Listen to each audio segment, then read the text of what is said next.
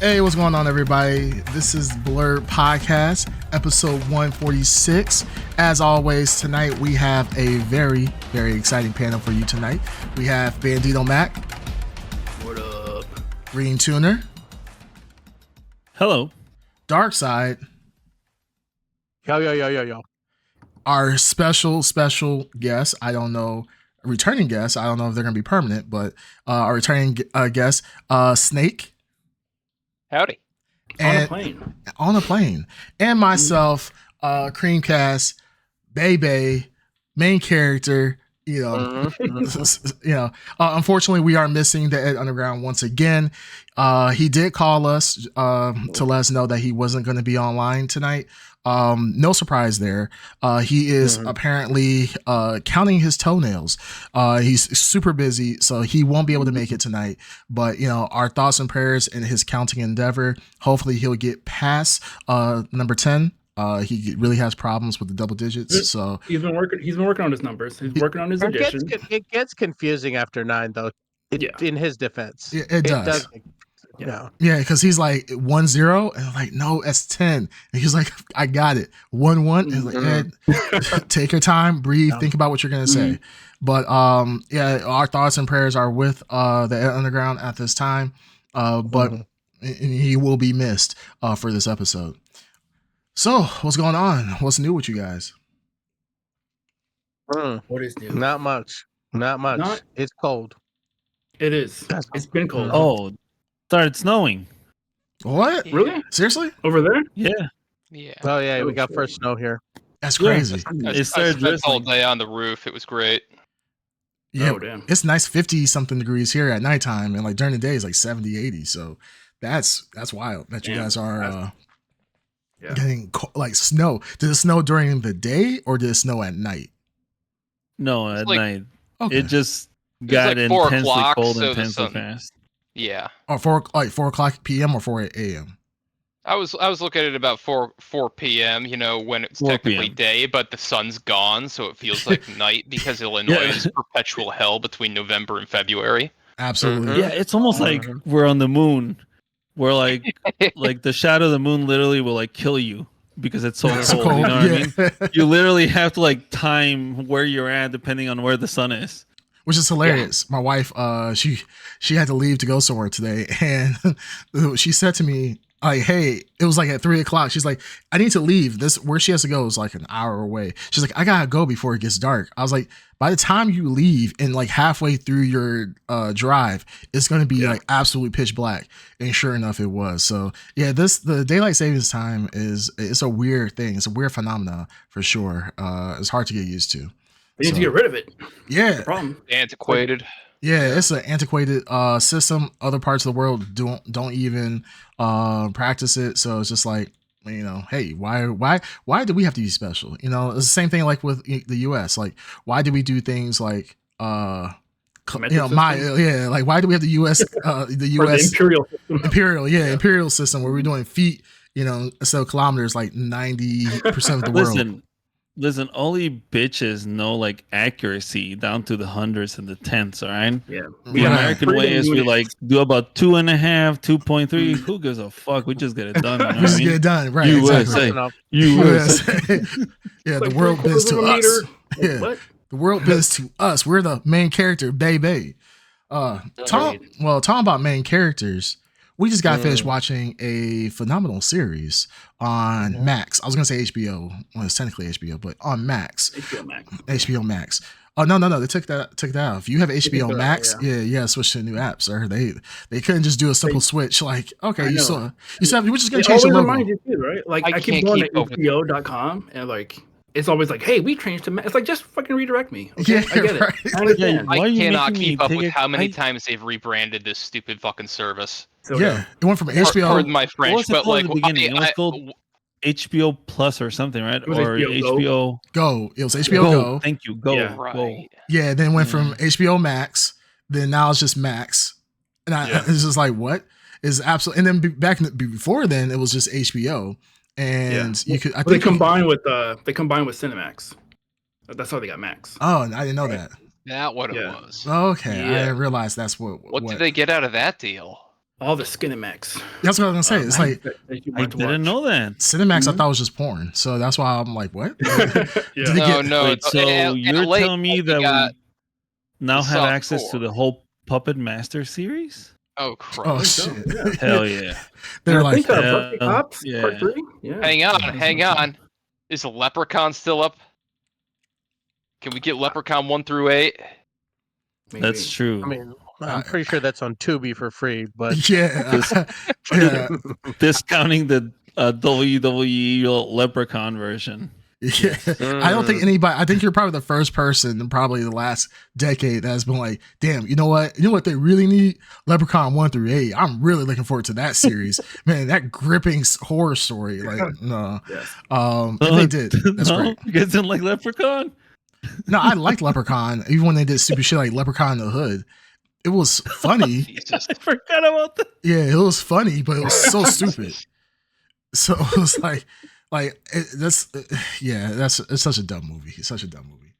But wait, hold on. I just fact checked myself. It is not Cinemax. I don't think. I just lied. Never mind. You know, you sound like one of those people that like they'll find a random, like they'll have something randomly happen and they'll just make up a whole story because it sounds good, and then we're the idiots be like, huh, that actually makes sense. I was very confident about it though, right? This is how Pizzagate started. Right. Is it? Yeah, they were hiding kids under that pizza place. You can't tell me differently. What the fuck? This is like 5 nights. We gotta storm it. This is like 5 nights. I 100% agree. All right. The only reason is because Hillary needed to eat the baby brains that they harvested, and then they put it through the system. No, it was the innocent blood from the children. Oh, sorry, I got it wrong. But yeah, exactly. I'm sorry. Yeah, okay. I thought it was adrenochrome. Okay. Oh, but all right. Yeah, actually, yeah, that's true. It's adrenochrome. Yeah. Fuck, I kept hearing different stories. Yeah, look what you guys fucking started. I'm trying to introduce the title that we're going to review. Don't fuck with me, man. I'm a hater. You guys are talking about Pizzagate and so forth. Yeah. Anyways, we're talking about. We just want the truth. Shut up. We're talking about reviewing the Penguin. Penguin had I believe a 9 episode run or 8 episode run. Yeah.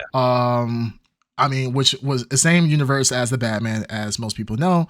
Matt Reeves, the Batman. Matt Reeves. Yeah. Yeah. So, let's go ahead and jump into it. I think the last episode aired, I think last week. It was last week or the week before. Unfortunately, we had to do Agatha instead because Agatha ended earlier than the Penguin. But we got to it. So, I mean, let's just talk about it. So, what you guys think? What did I fucking tell you guys? The cast was awesome. There's the beginning. Penguin was gonna betray the Vic. Oh yeah. Yeah, I told you. Of course. There's no way he doesn't betray Vic by the end of this fucking series. Well, I didn't know that because I have like 10 minutes left of it. Well, screw me, then.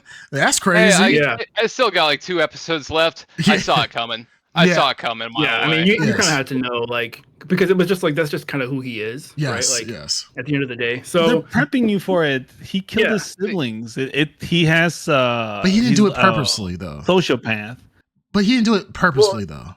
No, he did it purposely. No, he locked them in there, but not to kill them. I think it was just hey, fuck you guys, and wasn't thinking that what he did would actually result in their deaths. Like, he closed it and kind of locked them in there, just kind of be like, yeah, haha, just like you guys trying to make me walk down the ladder. No, I didn't get that. I mean, I think the thing is, but he definitely wanted Cream hasn't brothers out of the way. Watching it. Cream hasn't finished watching it. That's why. Cream's watching. He's who knows where he's at. But here's the thing: he wanted his brothers out of the way. I know. Right? Yeah. They solidified at the end of the series. He's a sociopath. I'm at the part. Killed his brother. I'm at the part where he just got Sophie. When he was about to shoot her in the back of the head, and instead all the cops came and arrested her, and pretty much just gonna send her back to Arkham, which she absolutely hated. So he's talking like where I'm stuck right now. He's talking to Vic.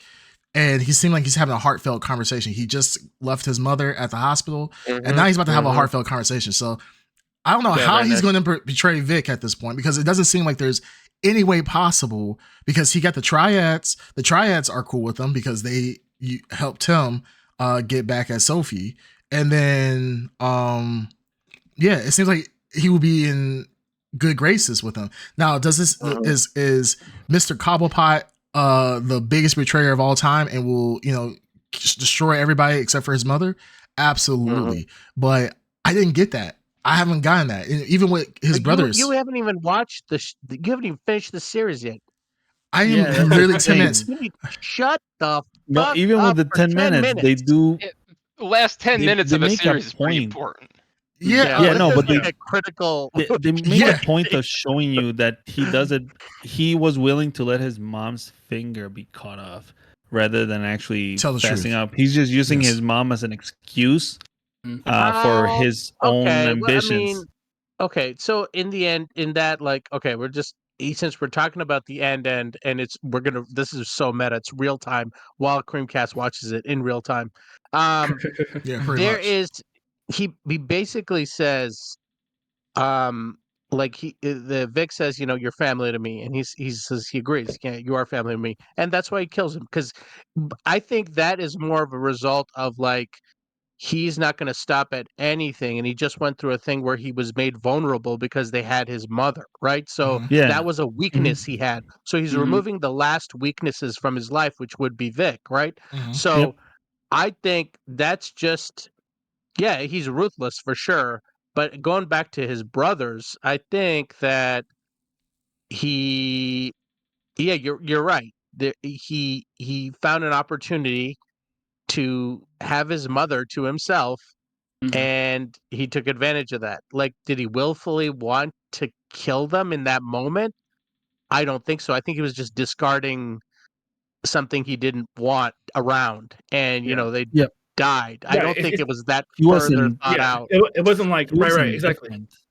Exactly. It was he's more indifferent because he doesn't give a shit. I mean, he's thinking about how can he get ahead, right? And they kind of show you that constantly, almost at every episode, or almost with every relationship that he has with everybody. It's always everybody. He shows them that he's willing to throw them under the bus, get them killed, as long as he can advance his shit. So, I mean, he never breaks that character. I think the show does a really good job of kind of just hammering that part home, where it's listen, you can never trust him, and people constantly are falling for his bullshit, and some of them even know, some in the beginning where a lot of the gangs, the heads were hey, we know that he's full of shit, definitely don't trust him, but let's go along with this part anyway.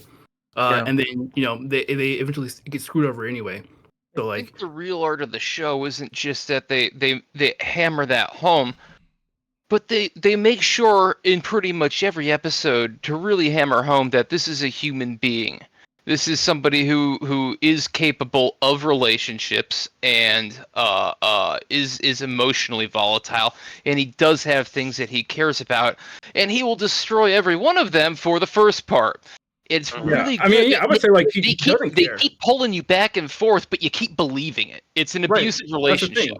Yeah, I feel like he doesn't care, right? It's that it keeps showing you it looks maybe he does care. Does he care about this? He kind of seems, because he's always having some monologue or something like that where he talks about his past and stuff like that, and how it makes him feel, and it'll sound really poignant and everything, but the next thing that comes up where he's in trouble, he's yo, fuck this guy, I didn't like this guy anyway, fucking go kill him. Even the mobster that the mom basically hired to kill Penguin as a child recognized her, where he's he's guys like this, if you use their their gift or their talent, which is basically he's a serial killer, right? If you're able to guide them the right, they're really valuable in our business, you know what I mean? If you want to, you can give them to me and I can make sure that we make or whatever, or you can use his talents for your own gain, right? He's able to disconnect himself from his emotions in order to kill people, right? Yeah. Because Vic, he really did love Vic. You can tell because it was painful for him to kill him. Yeah. So not only did he get rid of the weakness of vulnerability of his thing, but he was also able to make his elevate or being the next step by himself, not with anyone around him, just him at the top. Yeah. What do you guys think about? What did you guys think about Vic's character overall?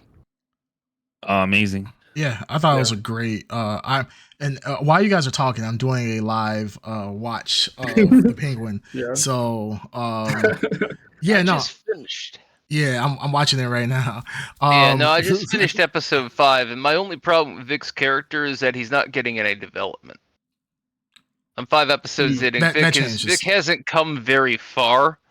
Yeah, that changes. Yeah. That changes. You'll get to know him more. Yeah. You'll be really invested. And I just saw the scene. I just saw the scene where Vic really dies. invested right before they kill him. Got it. Yeah, I just saw the scene where Vic dies, and 100%, I agree with what you guys are saying now. He is dedicated to Vic. He loves Vic. And I think he has a thing with broken people. I think he really. He has pity for broken people. That's what kind of got him invested in Vic in the first place. When he saw that he was like stuttering and so forth, that he wasn't able to keep up with the other guys. I think he has a softness for these type of characters. And what happens is he grows attached, grows fond of them, and then boom, he goes to once he becomes weak and he realizes his weakness, he has to snuff that out. And right now, the only big weakness that he has is his mother and Vic. And then it comes to a point where at the end where his mother is practically a vegetable.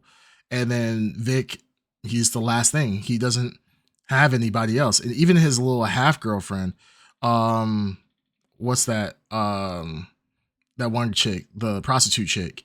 I think he's pretty sure. I haven't seen it yet. I don't know, but he probably knows that she's the one that betrayed him. So he's probably gonna snuff that out. He didn't tell her about the fact that the hangman wasn't Sophie, that it was someone else. It was actually his boss. It was Falcone, and I'm pretty sure. Yeah, Sophia. Yeah, and she probably knows. She probably worked under Falcone. She probably helped get girls to him and so forth. So the fact that she's been servicing or helping out this guy who ended up killing people who she thought was her family is probably an extra blow against Penguin. That's why she betrayed him. He knows that. Penguin, the character he's such a conniving person, but you want to believe him at so many times, especially at the end, that he actually truly does care. At one point, I thought he really cared about Sophia. Like, I really at one point was like, he didn't actually betray her. He didn't do that. He probably told Falcone what happened, and then shit happened as it happened. But he didn't really try to betray her. But time and time again, you see this dude will do whatever it takes to become on top. He will backstab anybody, even the ones that he loves. And you see, even from a kid, he did it to his mother. Like I said, his siblings. He killed his own siblings. He discarded his siblings. That's fucking insane. And he had no remorse about it. No one thing that that really got me was that the mother was mourning still, and he was acting like everything is okay. Like, hey mom, I got you this nice, I got you a dinner, I got you water, blah blah blah. And at no point did he show any type of remorse of what he did. Even if he didn't tell his mother, he's just acting like it was nothing. So as far as this character, this is, I think, what we've discussed so many times before. We wanted a street level story in the Batman universe. We didn't want the superheroes thing like from DC with Aquaman and people, swimming in the sea at supersonic speeds and Superman and this. We wanted a story that was street level, gutter thug type of background and story. And I feel like this was a perfect representation of that. We got everything that we wanted without having to see a Cape Crusader zipping around the city, and so forth in that mask. We just got thugs. I loved it. I will say that people getting away with a lot of shit in Gotham City. Batman, what the fuck? This whole series, what the fuck? I mean, there are explosions, assassinations. Were the explosions in the movie? Was this remember the flood that happened? Like, that's okay. Yeah, that's what I remember. Yeah. Do they even when mention Vic's the bat? Fucking destroyed. Yeah. They show the bat signal at the very end, the last scene, but that's the only reference to. Yeah. No. They talk about the Batman in the first episode, I think. Okay. They talk about They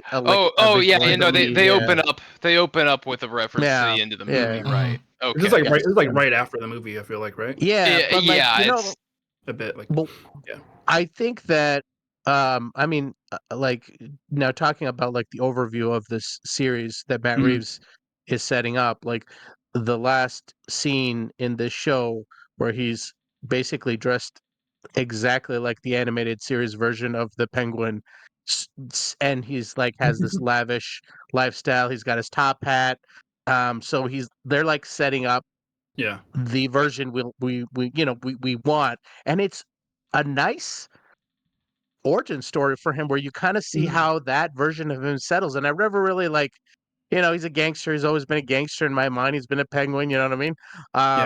We had Tim Burton's take, and that was like the most you got out of it. This take, I like how it, like we talked about, how it teaches you how ruthless he is and how he got here. And I like that, you get a good amount of background. Yeah, like how it's basically kind of showing how a guy like him, like kind of coming from, he's kind of an underdog, like because everyone pretty much shits on him from the very beginning, and it just kind of shows how his ruthlessness and whatnot kind of takes advantage of the warring crime families, right? That kind of founded Gotham, and like how he navigates that, and how he manages to come out on top, which is super interesting. And he's always in the comic book and in the animated series, he is always had this like artificial, like he wants to be part of the elite class, but he's not part of the elite class. So he'll be wearing the tuxedo, he'll be at the events now, he'll be at the fundraisers, he'll be, in the Rolls Royce, because that's the Penguin, that's the image he gives off. But in the comic books, he's really like a low-level gangster who's pretending to fit into this crime underworld, like not the crime underworld, like into the elite of Gotham. And I wish, I assume, I don't know, maybe you guys heard, I don't know if they're getting another series after the next movie, maybe, but I'd like to see that switch in him. You know what I mean? Him become that higher tier of criminal, like take that place of the Maronis and the Falcones and be that higher level of criminal, but still not have that where the Maronis and Falcones come from generational wealth and they've been born rich, they are rich, they stay rich, you know what I mean? But he's like more like he earned every scrap literally by killing everyone around him, so it's like it's a little more real for him, and it's like it can be taken away from him, and you know what I mean. So like I think that makes him a way more interesting character in this universe. But nah, fuck that. I want to know when he starts like building giant like rubber duck trucks, penguins and everything, and he raw fish. Invents, like, the different, I did want him to kill one guy with an umbrella. I was like, come on, just give me one stab with an umbrella. And then you'd be like, oh, like that moment where he's like, I could kill a lot of That's people. what I want. I want to know when he develops the technology to strap rocket launchers to penguins' backs. God damn it! That's the penguin I want. Gotcha. Yeah. No, this was okay. So while you guys were talking, I was finishing up the last 10 minutes. This ended perfectly. I had subtitles on, so I was able to read what was going on. But no, this ended perfectly. Only thing I was surprised that he didn't kill the prostitute chick. But I guess really how would he could take a guess? Well, he needs her, like she's like his delusion that the enforcement that his mom is proud of him, and so we now know literally she was pretending to be his mom. Yeah, she had the same dress. I'm proud of you. That's how he gets off. Well, she had the same hair as his mother did that night when he had the same dress on. So no, that is perfect, and I love that he's psychological. He needs that psychological reinforcement, and that's kind of funny with like Sophia, and like she has psychological reinforcement as well. She needs that. He's just as crazy as she is. But, it's funny that she's in Arkham. He's not. He's free, but he has some deep psychological issues. And I love that, like, I think the Penguin was such a beautiful story of like early Gotham with like the crime families, because like you can't have crazy people all around when you have these massive crime families at the same time, right? Like you can't have like a Penguin who's running the drug trade to a certain extent, and but then you have the Salvatore Maroni and Falcone. They all they're still in that same universe. You kind of have to have some separation between like the drug dealers, like the crime families, and then you got the true crazies, like the Penguin, Joker, and so forth. So the fact that they Long Halloween. You said what? I guess you haven't read The Long Halloween. Oh, you're like a year or two late with that. But yeah. I mean, yeah, you get him. Get your words man, out. Get your words out. I've got like a huge fucking actually 2-page melee. I gotta show you here. Like the peak Long Halloween ends up with exactly what you're saying isn't gonna happen. Like it's everybody in the room and Batman. Yes. Are we talking about the Long Halloween right now? Thank you. Anyway, so what I was saying is now we can get to the bad guys, the super bad guys, and not just the crime family. So that's what I love about it. Yes, can you have Speaking of the super bad guys, I don't know if they made any kind of a reference to her therapist being Scarecrow, but well, apparently they did, and I missed it. But apparently, in his office, her therapist, Scarecrow's mask is on his desk, and like some kind of claw-like thing. The mustache guy? Yes, the mustache. Her therapist. He's the Scarecrow. He's definitely. I mean, he's an Arkham doctor, and he's using that like it red makes sense thing. It fits, but I'm like, oh. But yeah, in his office, and I did go back and look at it. There is a sack mask or something on the desk, and there's all these like imagery in the paintings of like spooky type of creatures. So like I don't know, like unless I missed something.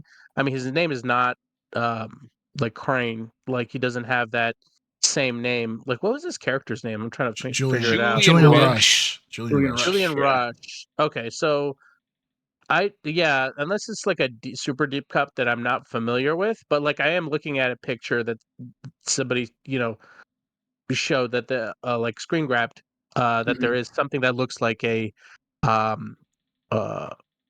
mask, a Scarecrow mask. So again, since we're talking about those crazy villains coming out, and he, like I said, we ended the series with him still a doctor at Arkham. So I don't know what level of is he still? I thought he got removed after. No, because he's the one who gives her the letter from Selena Kyle. So yeah, right. So he's still at Arkham. So it still keeps him within close proximity of these nutcases. I mean, so like conceivably, like Riddler is there, and it's that version of Joker, which to get those something from Sophia too on the side. You know what I'm saying? Yeah, he does. He did. He's like that. He's a little bit of that Ed Underground, if you know what I mean. He likes he likes some crazy, you know. Some chains. Yeah, a little bit of that bad dough, you know. Hey, we ain't king shaming it. That's 2024. We ain't king shaming. Nothing wrong with that. All right, nothing wrong with that. But yeah, no, I think it fits in real nice, and it's getting me real excited for that next Batman movie. Like I said, I watched before I like speed ran this series. In the last, I'll probably watch most of it in the last 72 hours. But I like started watching the first episode again, and then I was like, you know what? I need to watch the Batman again. And I watched the Batman again, and I was like, God damn it. I really like that movie. Like on another go around, it just as satisfying for me. And it made this series like fit a little bit better.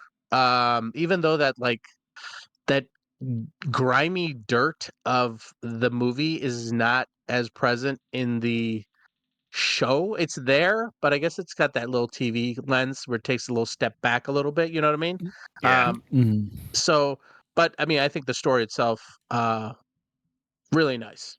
I enjoyed it. Yeah, for sure. Yeah, Did give you me guys like some nice Game of Thrones vibes. I feel like just like playing the politics, you know. a lot of Yeah. comparisons to The Sopranos. Sopranos was a heavy inspiration.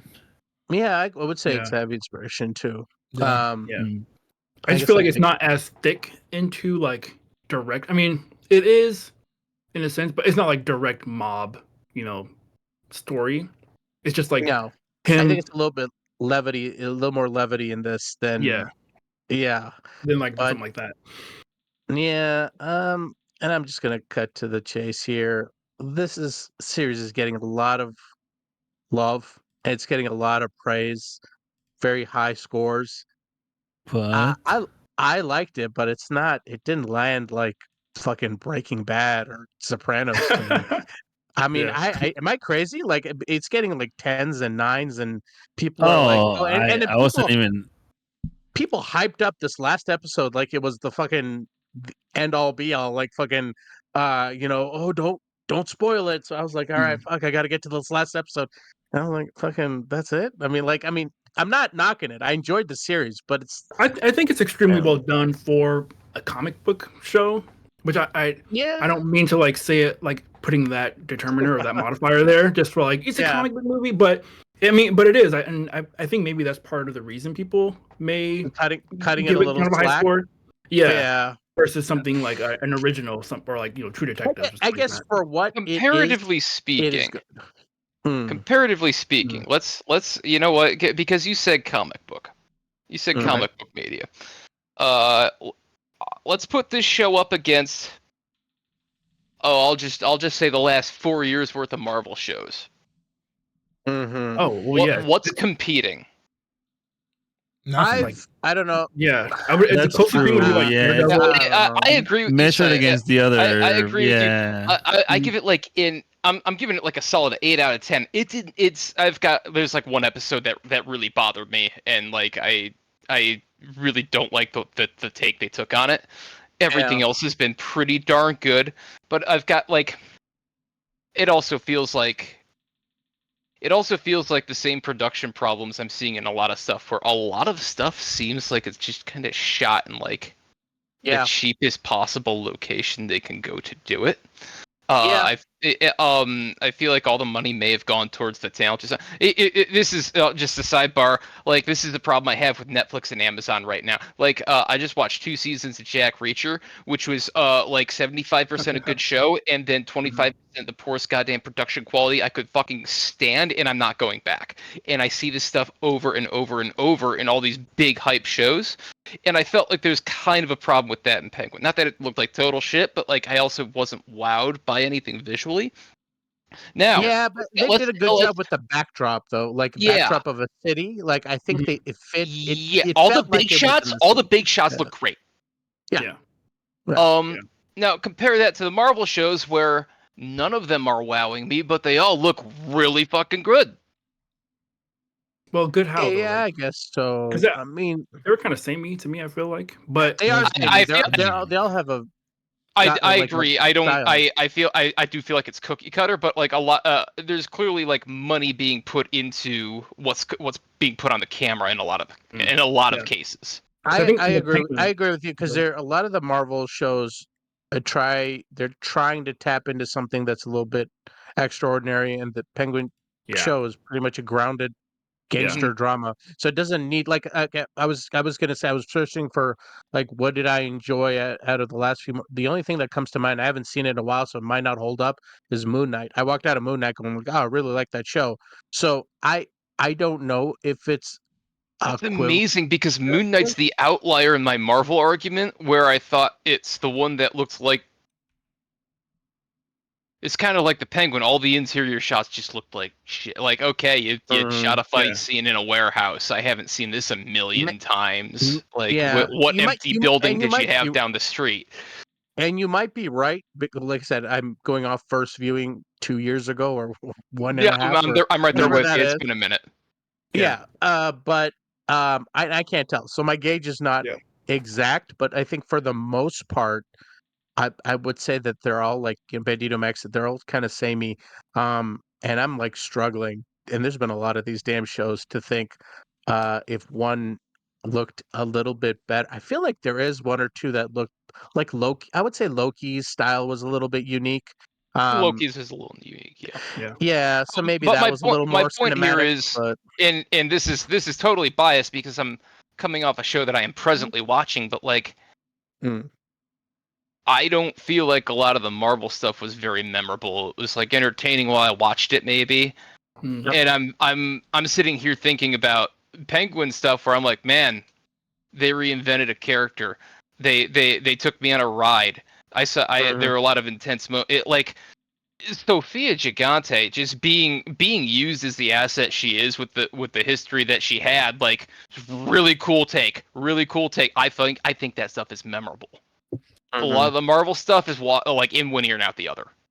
Well, I think you're right. I think you said it correctly when you said it's a reinvention of a character, right? So like where the Marvel stuff does not have that staying power that the Penguin has, and you remember the fresh take, Heath Ledger's Joker and stuff like that. You remember the lasting, you know, Yeah, so when someone makes it's that. first impressions. Yeah.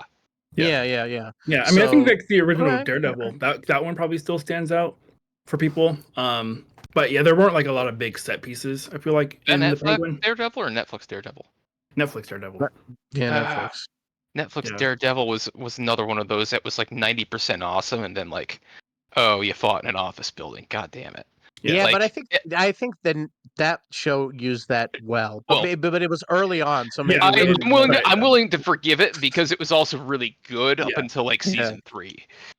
Oh right, yeah. I'm always thinking about like just like the first initial two. Like, Actually, yeah, yeah, But, first 2 yeah. seasons of Daredevil were pretty good. yeah. Because that, but yeah, like you were saying, like the Penguin doesn't it didn't really call for a lot of, Well, I mean, they could have added in some whatever, like some crazy moments. I mean, Which there were is some maybe things- part of the problem. Yeah. The set pieces that we have go with Right. what we were working with. Yeah. What do you want to move them downtown 3 years later when everything's built up? Because that's not interesting. That's not Right. going to work. So maybe Yeah. you're right. And Maybe he's not I'm like a problem. I martial don't know. artist, right? And he doesn't like have necessarily like powers and stuff like that. No, Like he's I think the biggest thing- underdog. So that's what we were saying. Yeah, which is yeah, and to to take away everything the underdog had and put him in a city that's blown half to hell. Let's make the underdog the underdog. Yeah. It's a good spot to start. Yeah. Most definitely. But what episode was it that you didn't like? You were saying. Sophia's I think it was episode 3 with Sophia in Arkham. Yeah. Which, here's me being a hypocrite because I will always show don't tell. And this whole episode was show don't tell, and I felt like it was, it kind of took me out of a lot of it. I feel like there could have been mystery and intrigue to the character. And this is something that we probably could have learned like long term and maybe played with a little. And it was just like, nope, here's what happened. And I agree with you. The whole Hangman, like her, like in the beginning, her being thought of that way, and your her impression dubious of her reaction to it. Did she do it? Yes. What really Yeah, yeah, yeah. happened? How much of this is true? That was the third episode. I want to say Maybe third or fourth. Yeah, I think it was 4 or 5. And if that is the case, then you're correct. They kind of spilled the beans a little too early on that. You're right. Looking back, they could have probably let that play out on its own a little bit. Just because it's such a it's the crux of her character, and they just put it all out on the Yeah. table. Might have been for time. I feel like I don't know, but yeah, But they leaned into it later on in the series, though. And I think that's what he's missing is that they did spoil that she's not the Hangman, and that she wasn't responsible for the murders. But after a while, I think it's in episode 6, she actually starts hanging people, and cutting off their fingers and cutting off their fingers. Own it.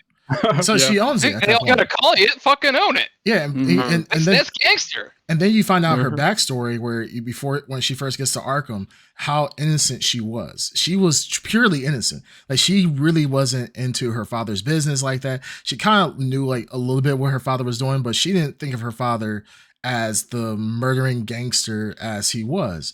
So she went from being the naive daughter to believing her father was like a decent, like he did things, but he wasn't that evil, to finding out her father is a serial killer on top of being a gangster of the most powerful or second most powerful mob family at the time.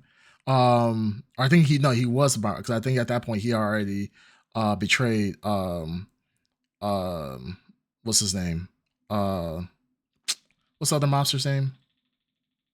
I can't Falcone, not the other one. The other one. Oh, Maroney. There we go. Maroney. So at this point, she thought her father was all good. Then she went through or found out firsthand how evil her father really is. For 10 years, and then she gets out, he's dead, and she just really wants to avenge her brother. That's all she cares about is her brother. And then she goes and like kind of doubles in, because she's trusting so many people, as she said, I'm trusting all these men in my life. It's time for me to kind of take over and let me be the person that starts making calls. And then she kind of leans into the hangman scenario. She's like, hey, I'm free. If you're going to call me the hangman, I'm gonna just start hanging people. And she's hanging these gangsters to prove her point. So I kind of disagree with you on the point of they blew the load a little too early with her being the hangman, because she was that innocent person. Even when she got out, she was still relatively innocent. She wanted to avenge her brother, but she was innocent overall. And then she was like, all right, they make all that clear. I just thought the episode was too much too fast. And I can see that, but like I said, I like the pacing overall. That they had her be innocent. She's psychotic, and then she kind of owns her current psychosis and is like, screw it. If I'm the hangman, I'm just gonna start hanging people. And that's what she did, and pissed off all the rest of the drug families in Gotham. So I mean, I think overall, I mean, for what they did within 8 episodes, I know there's a lot of talks about making like Breaking Bad and so forth. Breaking Bad had 5 seasons, right? Breaking Bad is a 5-season show, and for the most part, every episode in Breaking Bad was pretty much a banger. It was either an 8 or a 9 for most of the episodes. I think for what they did for one season, 8 episodes, I think they did exceptionally well. Now we know Marvel will not usually touch these subjects whatsoever. They'll do with like the espionage and so forth. Marvel really doesn't do the drug, like mafia war type of stuff. So this is really DC's lane. And I think DC did a really great job. This is what we needed from DC overall. Marvel has done it to an extent with like what Bandito had brought up with like Daredevil and Punisher, but those shows are now, at one point, Marvel had pretty much abandoned those after Netflix had produced those shows and Disney was kind of taking over. They're like, hey, we don't really do that anymore. I think Disney is kind of getting the picture like, hey, we kind of need, like, people do love that street level stuff. Like, it's cool to see people flying in space and shooting lasers out their hands and shit, but at the same time, a blind guy going through Hell's Kitchen and beating the shit out of people is also cool too. So I think this is I'm not saying comic TV shows are back per se, but it's in a really good spot. If DC can do it, so far DC has 2 really good shows on their hands. They have Sandman, and then they have this. Yeah. So I don't know if that wouldn't count that under the DC umbrella at this point. Why not? I don't think that's is Sandman still on the table? Yes, it's still on the table. It is. They're making a season 2. They're making a season 2. It's got a 2-year cancel hiatus. That? No, it's not canceled. No. They confirmed it's not canceled. They took some liberties with that show. But you know what?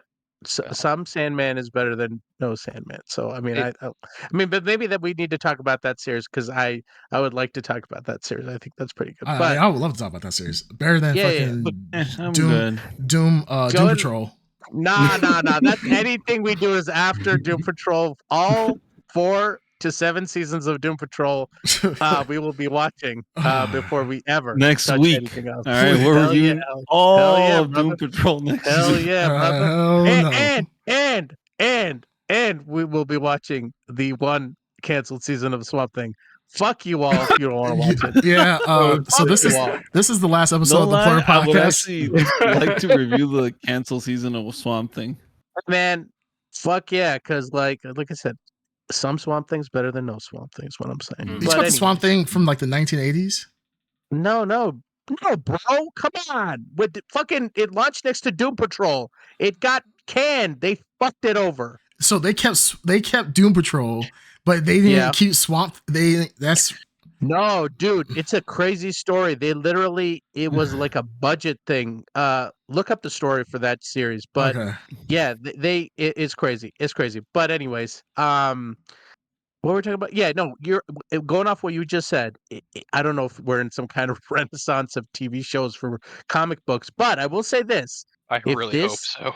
if this hits, I believe Daredevil Born Again is in like March or April, I think is coming out. Yes. And if that hits too, then maybe both of these fucking companies have hit, like have figured out, hey, there's a way to tell really good stories. And they happen to be street level heroes, which I think obviously works much better. So, yeah, maybe we're on a turning point, which would be great. Yeah. But, Total sidebar. Hmm. Let me throw this Mhm. to you. hmm Punisher's a wasted character at Marvel, and they ought to sell him to DC. uh, Mm, Yeah, I mean, I think they were you're right. touching. In the MCU, yes, he is a wasted character. Not In the Marvel. But current Not MCU. MCU is so, versus Marvel. yeah, no. MCU. We're talking about the MCU. Well, no, so In I'm the saying that MCU, there should be a separation. Like Marvel can do a no, decent no, no, Punisher. MCU can't. no, no, and Well, I'll push back at that too. Like recently, fucking even that statement he just said, that might not be accurate. Like they have not treated Frank Castle very well in recent comics either. current Like fucking current Marvel, I don't know, man. current Marvel, yeah. I mean, they yeah. I mean, that's a whole other story. Well, I'm But talking about old Marvel. I'm not talking yeah, about current Marvel. I'm talking about old Marvel. Like I consider current Marvel Old, MCU. old Marvel tried to cancel the Punisher entirely until Garth Ennis literally saved the character. Well, yeah, that's yeah. I'm saying Marvel as in like Netflix. I think wasn't bad. I Well, I think if tried to they start an argument, Oh and I was yeah, having yeah, fun yeah. with you, Syed, but I'm not having fun with him. Bandito, uh, step in, help! you weren't having fun with Darkseid. No, I wasn't Dark having side. fun with you. Darkseid, you mean? No. The fuck. Yeah. Listen, Anyways, Excuse me. Bandito only wants to talk about the cancel season of Swamp Thing. All right, Yeah, he won't that's shut true. up about Swamp Thing. you mean Darkseid? He's like, "Where is my Swamp Thing?" Are you? No, he Do you think? Bandito, I need you to Oh. take about 10% off the top with the Swamp Thing. Jesus Christ. Oh yeah, Mhm. Bandito is kind of crazy about Swamp Thing. Like every time Yeah. we in our group chat, it'd be like, "Hey, good morning. Did you guys hear about the canceled Swamp Thing?" And you're like, "What?" Like, That'd be out with tutu, right? yeah, That's one with the tutu. yeah, exactly. I think that was Toxic Avenger. Hold on. Yeah. Gotta look it up now. I think of it. Shut up. So- I get Toxic. confused. This is not a trauma podcast. Yeah, you're about to get Darkseid like absolutely triggered. Like, what the fuck? The same character, right? Yeah, same thing. Same mop, same everything. Yeah, absolutely. That might be the funniest thing I've heard all week. No, I think the Punisher overall, I do want like a true R-rated, like balls to the wall Punisher, a great story and so forth. I think Marvel's getting to a point where they're I agree with Darkseid, and also I know Snake, you said that you were hoping that this is the case. I'm hoping that Marvel goes back to the street level stuff and gets Not a that chance. to a they do better writing for it. Not a chance. Well, they're already doing it. They're already doing it with Daredevil Born Again, and then they're doing it they're coming out with the new Punisher. So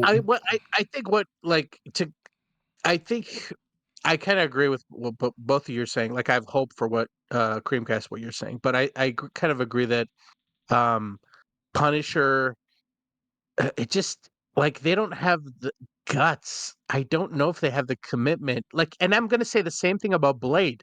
I don't think they have the commitment to execute this character without softening it up to like something, Marvel, one thing cutesy. right now, and that's to keep as wide an audience as possible. They keep Yeah. they keep Although- adults interested and adults who have kids interested. They keep the adults who have kids interested by bringing in the kids. So they make a bajillion dollars on a lot of watered down stuff because it Yeah. appeals to everybody and it's colorful and it's fast paced.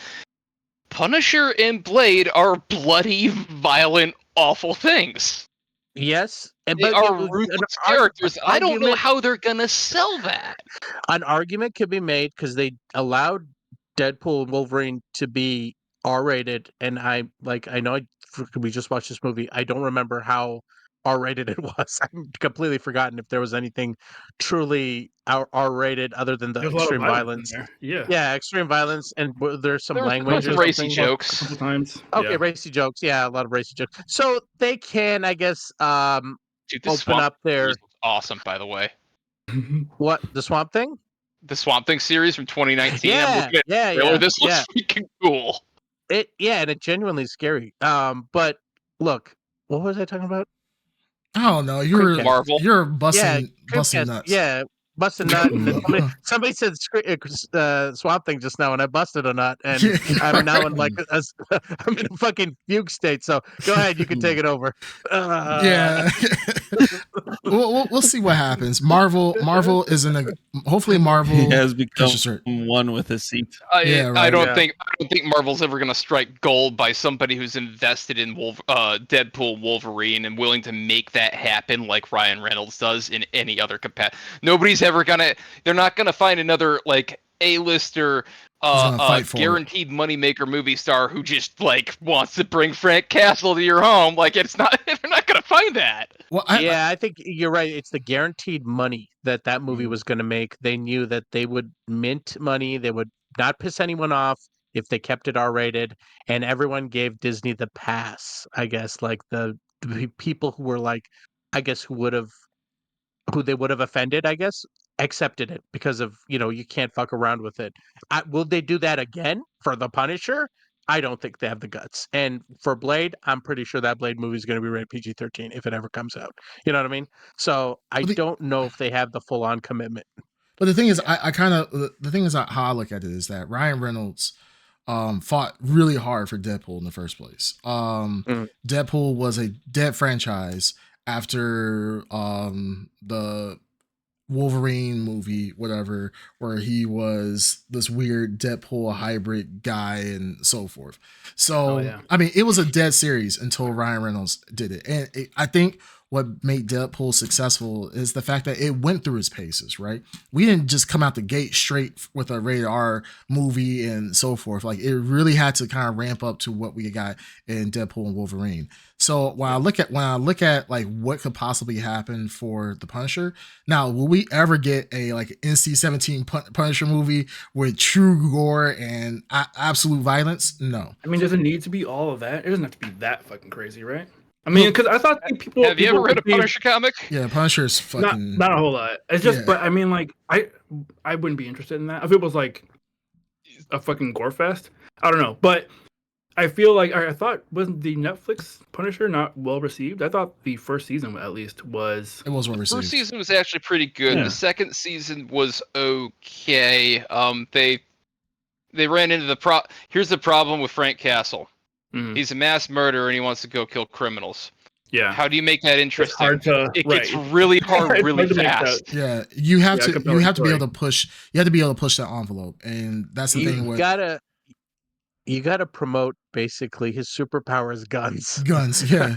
I mean, like this has been the age. Ask Hasbro how hard this character is to promote. You know what I mean? How do you market this guy? Well, yeah, why I'm saying they he's gotta not sell him to DC. Is Punisher Underoos. Yeah, Punisher's not even a superhero. He's just a guy that can kill really, really well. So the thing is, so that's the thing is, it's kind of hard to put it into a universe where you got a blind guy who can basically really see and is super athletic, can run really fast, do all his martial arts and shit. Like, okay, that's kind of a superpower. You got, people that can turn to giant green things and smash things. You have super soldiers, and then you just got a motherfucker with a gun. His superpower is I will headshot you. I will torture you and rip your body apart just to get the information I need so I can go on a murder spree and kill other people. That's his whole superpower. So to a degree, he's basically the Batman of Marvel, and I know that's a stretch to say, but like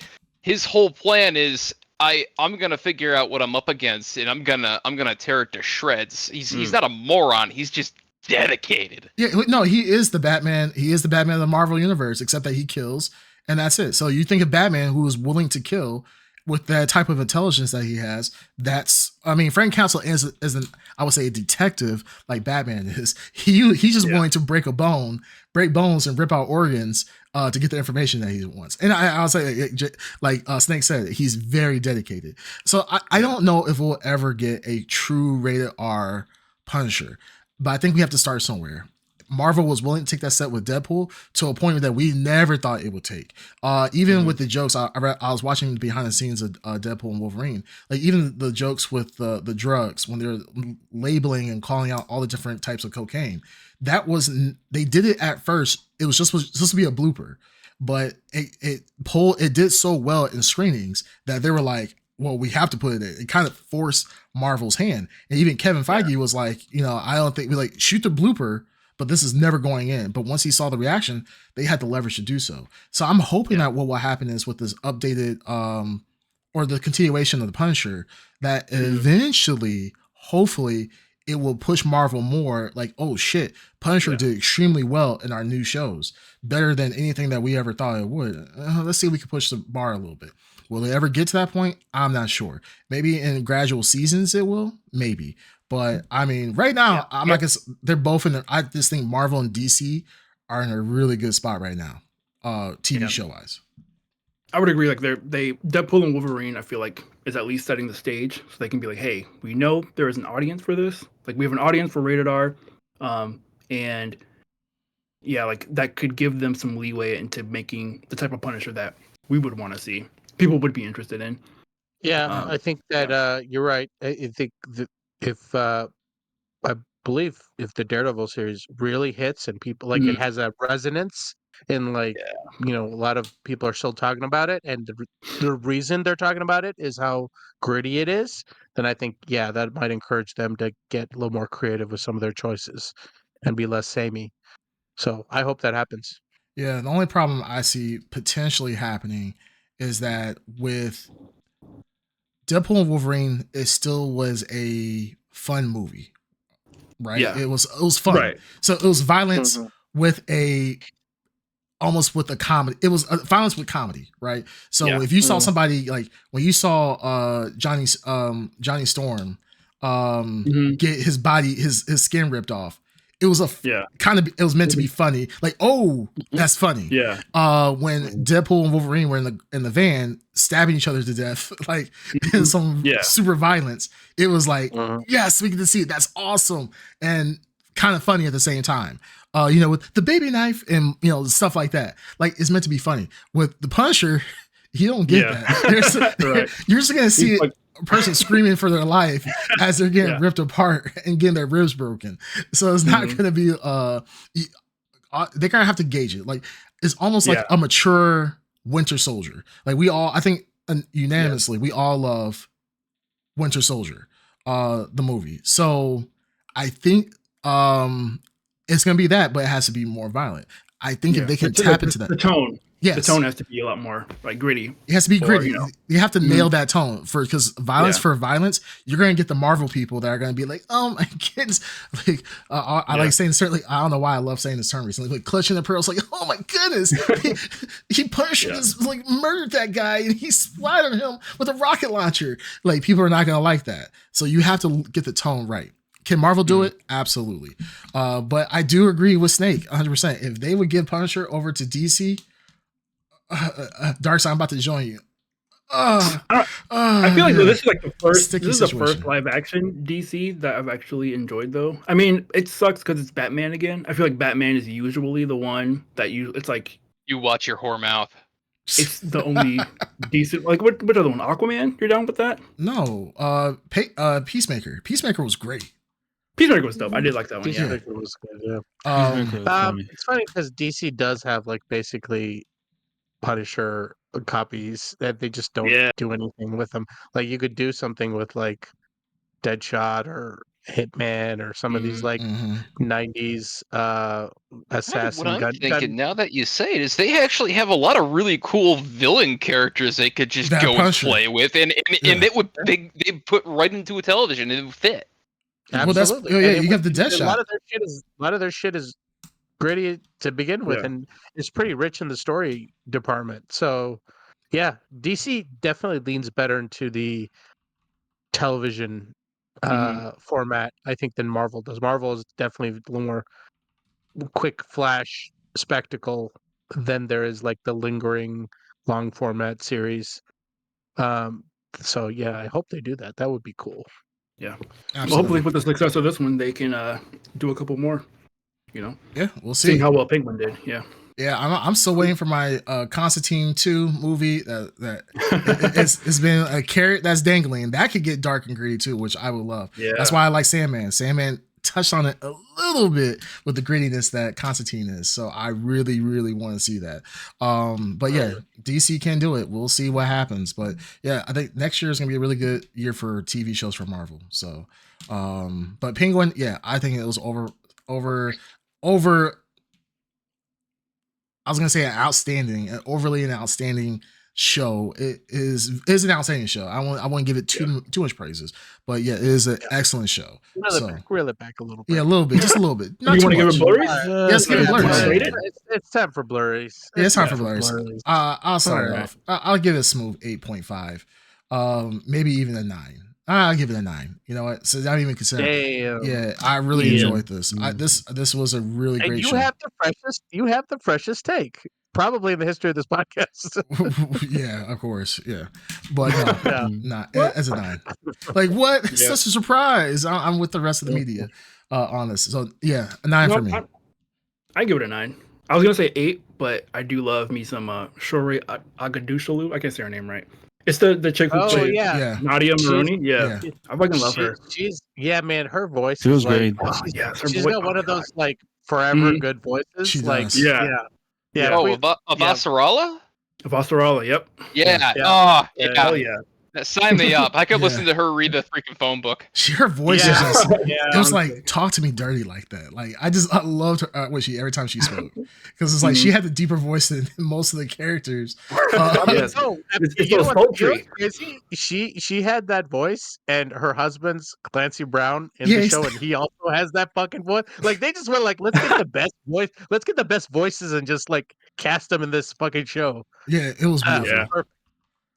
Okay, I'm gonna just go ahead and bring it back to reality a little bit. Just give it a solid, well-rounded 8. Well-rounded, respectable, a respectable 8.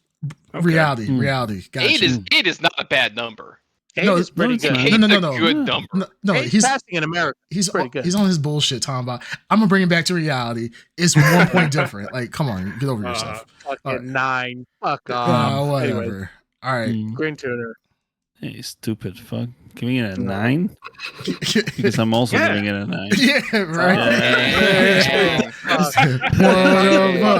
One of us. You know, that's taste right there. It's quality. Right? Yeah, right. It is for all the reasons highlighted. I gave it an 8, which means it sucked. Obviously. Was this IGN? Penguin was no Swamp season number 1 or whatever. Swamp Thing season 1. How dare you? How dare you? Nice. Jake's on a plane. Back me up here. I haven't finished the series. I don't like rating things that I haven't finished. I've turned around. I know. I'm being a bitch. Into my head, I'm gonna give you an 8 right now. But I've had 1 episode out of 5 I didn't like. Hey, all right, let's call up the Ed Underground here to make it an even 3v3. Yeah. Fuck his passenger. Let's call this motherfucker. We could always call Ed about it, but he didn't have time to watch it. Hold on. I'm gonna put my. I don't think I watched the trailer for it. I wish I had my. Actually, you know what? I'll be right back, guys. I'm gonna do something. I'm gonna call the Ed Underground. You don't have to do that. It's okay. All right, we're about to go into the live call-in segment. Through the magic of live video call-in, we're about to get Ed Underground. I think through the magic of. I'm so sorry. This is my fault. Of costuming and great imagination, the Underground will be summoned. Is what I think. I'd appreciate that even more. Yeah, that's true. Let's see it. Okay. Man, how hard is it to find the dreads wig. Yeah. With fucking how many boxes of shoes is it buried under right now? That's the question here. Especially when those dreads are not sentient. Yeah. When they don't have a mind of their own. Anyways. And Ed has time. He does have time. Okay. All right, guys. I got the Ed Underground on the call. Let's see. Oh. All right. Ed, can you hear us? Ed Underground? Yeah. Can you Ed, hear us? thank you for joining us. Can we see you? Yeah. You guys want to see me? Our special guest for tonight, Ed. Yeah. Hey guys. Oh, damn. There he is. Oh shit. Hey guys. There he is. What? It's me, Ed Underground, baby, Yeah. main character. Yeah, don't mind the Edge Dreads right here. They're kind of taking over. They want to speak, but they're kind of sentient. You gotta put them in their place. Yeah, exactly. Yeah. Well, So yeah, you guys see my cool dreads happening? Yeah, they're back here. Can't see them, but they're back there. Interesting hairline you have there, Ed Underground. Very interesting hairline. Well, I'm waiting for my sister to do my hair. So you guys, just be patient. But I just want to, When's your sister coming to town? Well, don't talk about my sister. But I mean, I'll let her see you if she does my hair. So if you pay for my hair, I'll let you get that done. But guys, If you pay for I gotta pay to meet that sister. Yeah, you gotta pay. So guys, I just want to be. I was busy with work, and I was talking about our Lord and Savior Triple H, but I want to take a break from that, and I just want to I saw 2 episodes of The Penguin. I saw the first episode and half of the second. And I think I got a great understanding, of the entire series.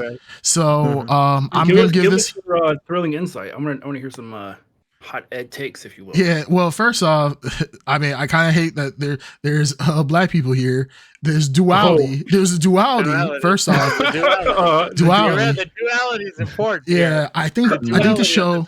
Yeah, I like the duality of the Penguin. Second of all, I didn't like the DEI that was going on. Okay, the main problem with the DEI that the Penguin wasn't actually a penguin. I was really upset about that. They whitewashed him. Yeah, they whitewashed the Penguin. I don't understand why they did that. Why they couldn't just get a penguin? I mean, everything's getting woke, man. Yeah, have they not seen Madagascar? There's a couple penguins out there they could have asked to be on the show, but they didn't do that. I don't understand it.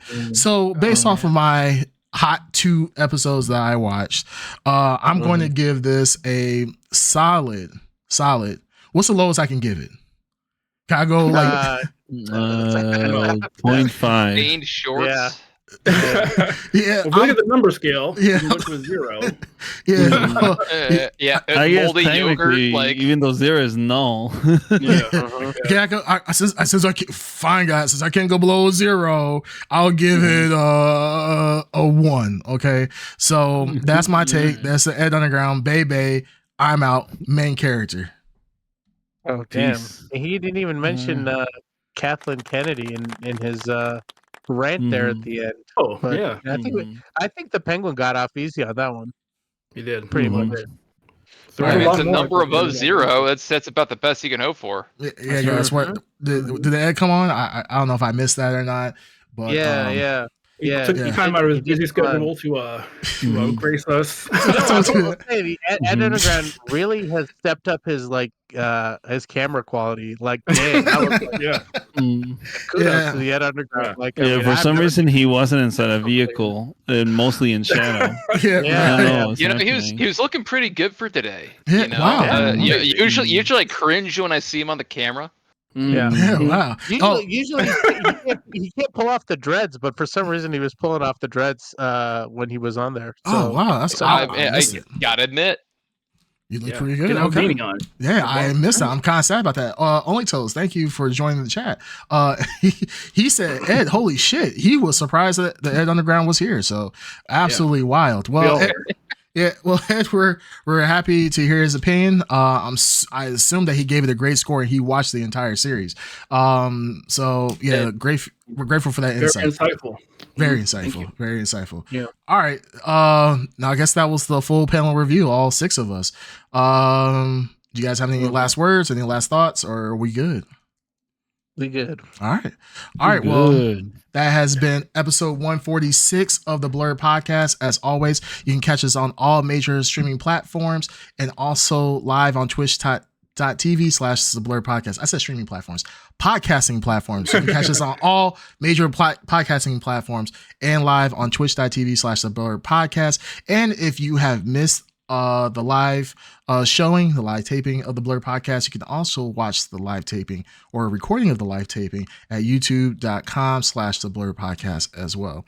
Until next time, we'll see you folks later. Please stick around for our, I guess, extra Blrd, our Blrd after hours, whatever you want to call it. But yeah, stick around. We're gonna discuss some of the weekly news right after this. All right, until next time, you guys. Blur you later. Blur you later. Blur you later.